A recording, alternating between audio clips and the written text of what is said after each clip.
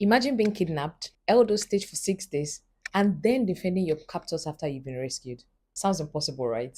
But that's exactly how the Stockholm Syndrome was coined. Back in 1973, four people were taken hostage in a bank robbery in Stockholm, Sweden. For 6 days, they were held against their will, threatened, and completely dependent on the robbers for survival. But when the police finally rescued them, something unexpected happened. Instead of expressing hatred towards the robbers, some of the hostages defended them. In fact, one of them went ahead to raise money for the legal defense of the robbers. Psychologists and the media became fascinated by this reaction, and therefore the Stockholm Syndrome was born. This is the idea that people can develop positive feelings towards the people who have power over them, especially when they feel trapped or dependent. Now, before you start thinking, I've never been kidnapped, this doesn't concern me, you might be surprised at how this shows up in everyday life. Have you ever stayed in a toxic relationship where you start making excuses for the person hurting you?